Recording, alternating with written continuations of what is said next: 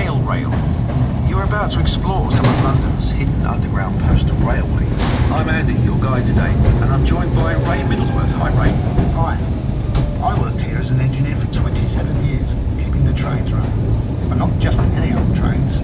This unique narrow gauge railway was designed to carry mail, not people. So if you're feeling a little cramped, that's why. And although we have a driver today, the original mail trains were driverless. It was a huge network of automated electric trains running right under central London, carrying mail between main railway stations and sorting offices much faster than along the congested streets above our heads. And it's amazing to think construction of the railway began as far back as 1914, with the tunnels dug by hand. Work was put on hold during the First World War, but when the railway finally opened in 1927, it cut the journey time across London from a few hours to just 30 minutes. It was an engineering marvel.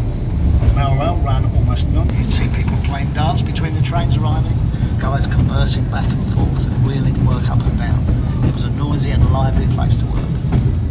Ray's going to tell you more about life working on the railway as we take a trip down memory lane through the many decades of Mail Rail.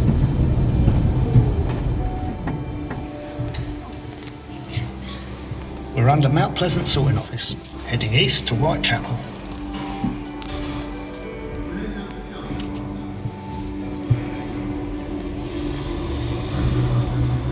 It was hard work down here, but we all thought we were part of something important.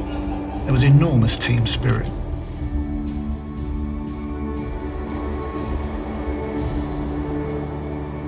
We seemed to get ourselves in the news a lot in the 90s. It didn't hurt that Bruce Willis made a film down here called Hudson Hawk.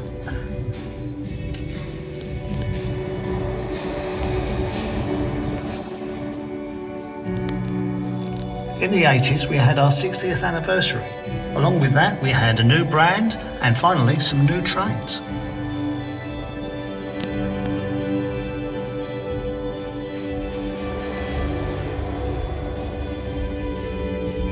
I'll tell you two things that sum up the 70s. Postcodes made life a lot easier, and strikes made life not so easy.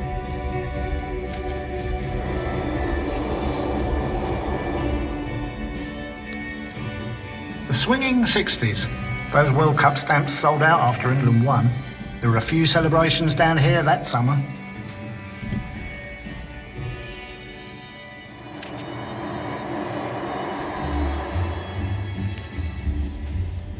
In the 50s, air travel became much more common, and so did airmail, and that meant even more of it travelled along mail rail.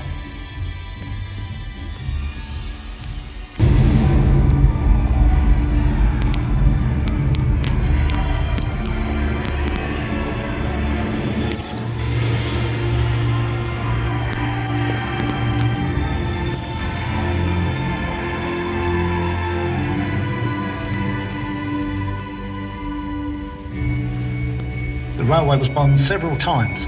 This station suffered the most damage when it was hit in 1943. Amazingly, the railway was back up and running the very next day. That reflected how vital the railway had become.